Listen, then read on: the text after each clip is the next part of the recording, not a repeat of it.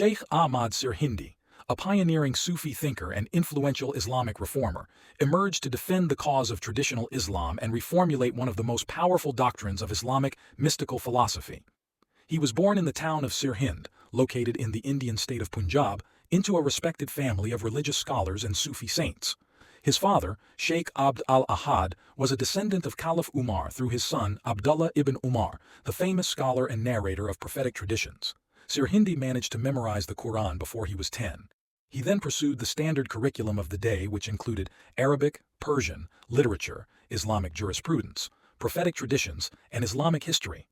After completing his early education, he moved to Lahore, where he received training in hadith, logic, philosophy, and theology under the guidance of his sheikhs. Ahmad was a gifted student who not only possessed a highly retentive memory, but also required minimal instruction from his tutors. At the age of 17, he returned home after successfully completing his studies and began to teach at his local Islamic seminary. Soon his name and fame spread throughout Sirhind on account of his vast knowledge of Islam. But subsequently he left his native town and moved to Agra, the capital of the Mughal dynasty, where he joined Emperor Akbar's circle of courtiers, only to be shocked by the materialistic fixations of the ruling elites. When he challenged their un-Islamic ideas and practices, they went out of their way to make life difficult for him, forcing him to leave Agra and return to Sirhind.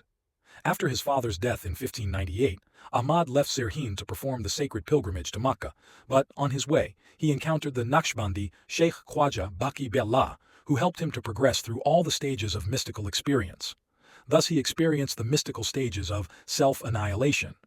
Sirhindi classified his experiences into three broad categories, namely the stage of unity of being or monism, unity of being in perception or unity of witnesses and servanthood.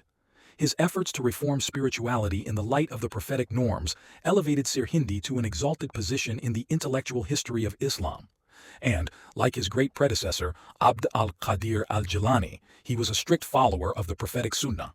Indeed, he never failed to emphasize the significance of adhering to the prophetic methodology in one's day-to-day affairs, as well as one's spiritual practices.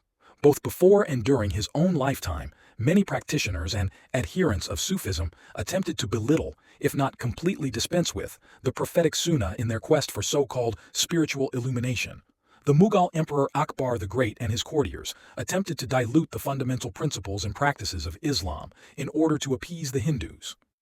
During this critical period in the history of Muslim India, Sirhindi and his band of followers fought tooth and nail against the misguided Mughal ruler and his courtiers, and prevented them from stripping Islam of its doctrinal, moral, and legal foundations.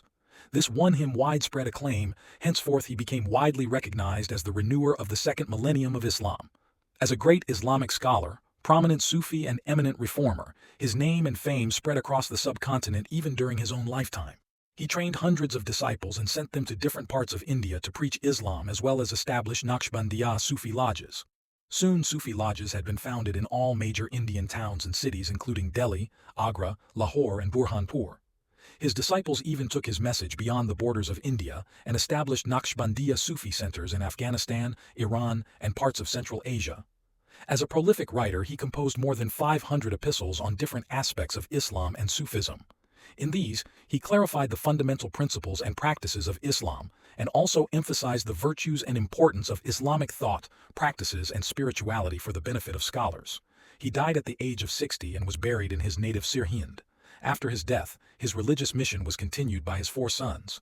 If you enjoyed this video, then please don't forget to like and subscribe.